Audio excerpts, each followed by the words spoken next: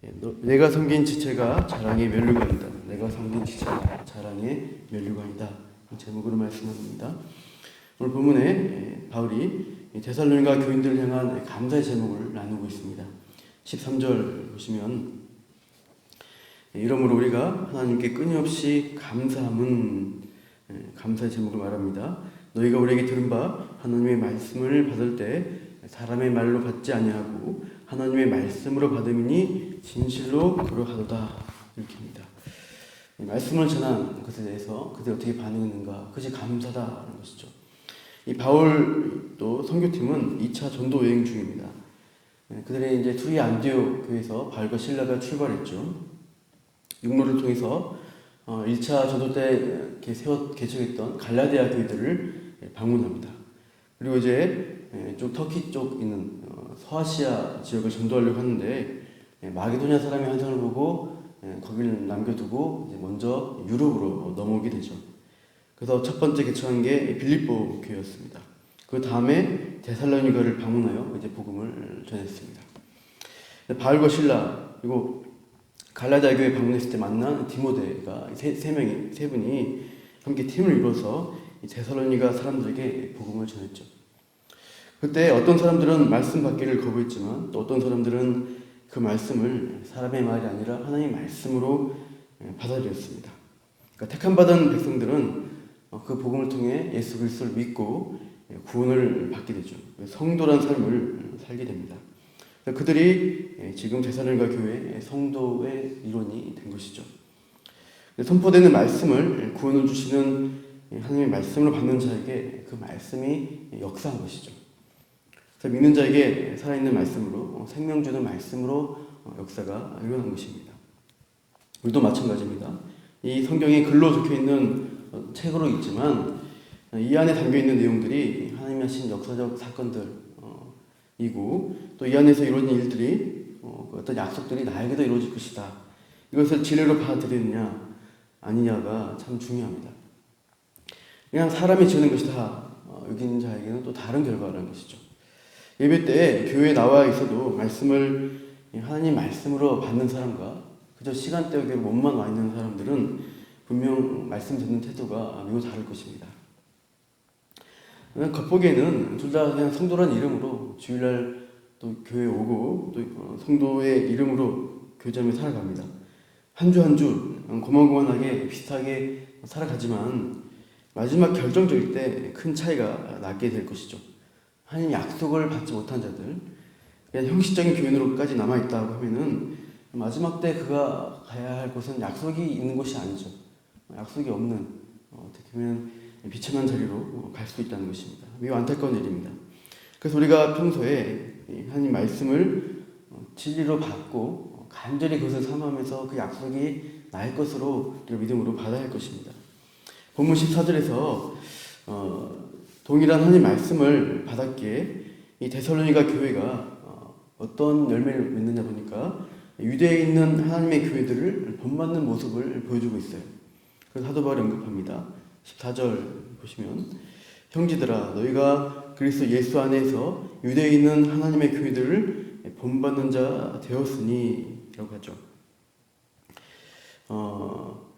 하나님의 교회, 유대에 있는 하나님의 교회, 대표적으로 예루살렘 교회겠습니다. 그래서 그들이 유대인에게 고난을 받은 것 같이 너희도 너희 동족에게서 동일한 고난을 받았느니라 말합니다. 그러니까 데살로니가 교회도 데살로니가 사람들에게 박해를 받은 일이 있다는 것이죠. 예루살렘 교회가 개척될 때도 사도 바울 자신이 예루살렘 교회에 먼저 박해한 사람이었고 또 그 이후에도 예루살렘 교회가 많은 박해를 받고 사도 예수님 제자 야고보도 죽고 이런 일들이 계속 있습니다. 근데 데살로니가도 그런 비슷한 고난을 받는 일들이 있다는 것이죠. 바울이 이제 사도행전 17장을 보시면 바울이 이제 데살로니가에서 교회를 개척했을 때 유대인들이 선동해서 불량한 사람들을 모아서 때를 지어서 공격을 했습니다. 야손의 집이라는 곳에서 교회 개척 모임을 한 것 같습니다. 그 야손의 집에 바울을 끌어내려고 찾아왔는데 이제 찾지 못하자 그 집의 주인인 야손과 야손의 형제들을 대신 끌어다가 고소하고 이렇게 박해했죠. 데살로니가 교회의 대표적인 교인인 야손이 그 데살로니가 사람들 동족들에게 그런 어려움을 당했습니다. 후에 이제 그 데살로니가의 읍장들에게 관리들에게 보석금을 지불하고서야 그들이 풀려나게 됩니다. 그러니까 신앙 때문에 동족들, 특별히 불량한 사람들에게 끌려나가서 위협을 당하고 아무 잘못도 없는데 보석금을 지불해서 물질적 손해를 입으면서까지 그들이 이 신앙을 지켜야 했습니다. 그런 데살로니가 교인들에게 그런 고난과 박해일들이 있었던 것을 바울이 알죠. 그래서 언급하는 것입니다. 그러면서 15절, 16절에서 바울이 자기가 겪은 동족 유대인에게서 자기가 겪은 그 박해의 내용들을 이렇게 언급합니다. 15절 보시면 유대인은 주 예수와 선자들을 죽이고 우리를 쫓아내고 하나님을 기쁘시게 하지 아니하고 모든 사람에게 대적이 되었다는 것이죠. 네 가지 동사입니다. 예수와 선지자들, 하나님 말씀을 바르게 전한 자들을 죽였다는 거예요. 유대인의 선조들이, 이스라엘 사람들이 그랬죠. 그리고 믿는 자들을 쫓아냅니다. 그리고 하나님을 기쁘시게 한다고 말하지만 실제로는 말씀을 대적하고 있죠. 그래서 모든 사람에게 대적자가 되어서 그렇게 하나님 말씀을 막고 있는 일들을 해왔던 것이고, 16절에 보시면 우리가 이 바울 선교팀이 이방인에게 복음 전하는데 그것도 금한다는 것입니다. 그것도 방해하고 있는 일들이 데살로니가에 있지 않냐는 것이죠. 그래서 하나님 말씀을 받아들이고 그 말씀대로 순종하여 살려고 할 때 이런 동족의 박해 같은 일들이 계속 있는다는 것이죠. 나도 그랬고 너희 데살로니가 교회도 그렇다. 근데 이게 진리를 받는 자들이 겪는 통과일인 것입니다. 그래서 고난 때문에 우리 피신하여서 데살로니가를 떠나서 아테네를 거쳐 지금은 이제 고린도에서 편지를 보낸 것입니다. 17절 보시면 바울이 이 데살로니가 교인들을 보고 싶다 표현합니다. 형제들아, 우리가 잠시 너희를 떠난 것은 얼굴이요 마음은 아니니 너희 얼굴 보기를 열정으로 더욱 힘써노라. 바울이 참 이 데살로니가 교인들 참 만나보고 싶다는 것이죠. 지금 박해 세력이 있기 때문에 내가 지금 갈 수가 없다. 그래서 18절에서 한 번, 두 번 가고자 했으나 사탄이 우리를 막았다라고 표현합니다. 그래서 이 못 보는 상황들, 안타까운 상황들을 표현하고 있지만 바울은 또 이런 확신을 가지고 있어요. 그래서 우리가 확실히 영원토록 만나는 때가 있지. 바로 주 예수가 강림하실 때 우리가 영원토록 만날 것을 기대하는 말을 하고 있어요. 19절에서 20절 같이 한번 읽겠습니다. 시작. 우리의 소망이나 기쁨이나 자랑의 면류관이 무엇이냐? 그가 강림하실 때 우리 주 예수 앞에 너희가 아니냐? 너희는 우리의 영광이요 기쁨이니라. 이 세상에서 바울이 이 데살로니가 교인들을 나중에 3차 때 잠깐 만나긴 합니다. 그러나 그것은 잠깐일 뿐입니다. 영원한 만남과 성도의 영원한 만남과 교제는 어디서 이루어지느냐? 주 예수 앞에서 이루어질 것을 바울이 먼 미래를 바라보며 언급하는 것이죠. 주 예수 앞에서 우리가 영원토록 만나며 함께 교제하며 기뻐할 것이다. 이 표현을 하고 있고요. 또 바울은 주님이 강림하실 때 자신이 박해 가운데서 말씀을 전하고 섬겼던 이 데살로니가 교인들이 우리의 소망이요 기쁨이요 자랑의 면류관이라고 고백하고 있어요. 그러니까 강림하신 주 예수 앞에서 우리가 섬겼던 너희가 우리 영광이요 기쁨이다 이 말씀입니다. 우리가 완성된 구원의 나라, 하나님의 약속된 그 나라에 들어갈 때 우리가 서로 만남을 갖게 됩니다.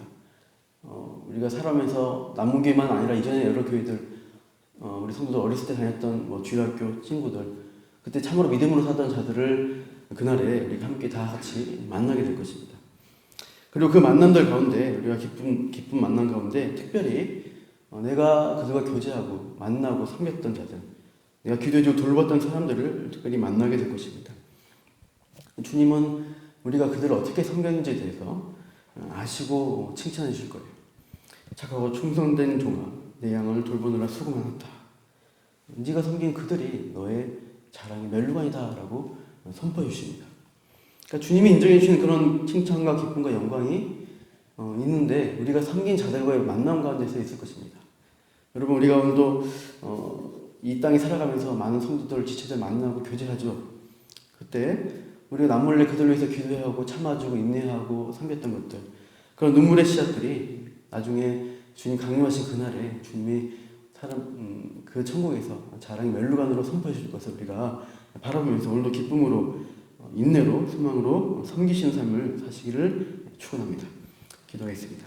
하나님, 사도 바울이 박해의 위협 가운데서 데살로니가 교인들을 말씀으로 섬겼고 또 그들을 돌보았고 또 떨어져 있지만 편지를 보내면서 그들이 믿음 가운데 잘 섬기고 자라기를 간절히 기도하는 모습들을 우리가 보게 됩니다. 육신으로는 성도의 교제가 한계가 있고 잠깐이지만 영원한 하나님 나라에서 그 성도의 영원한 교제를 우리가 바라보면서 또 우리가 섬긴 성도가 주님 앞에 자랑의 멸류관이라는 것을 오늘도 말씀 가운데 확인하게 됩니다.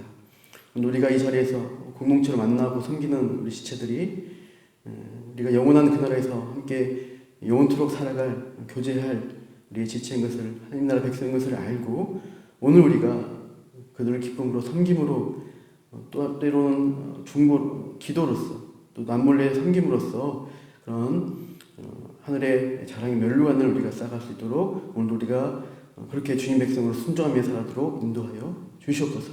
그 소망 가지고 오늘도 기쁨으로 힘있게 살아가게 하여 주시옵소서.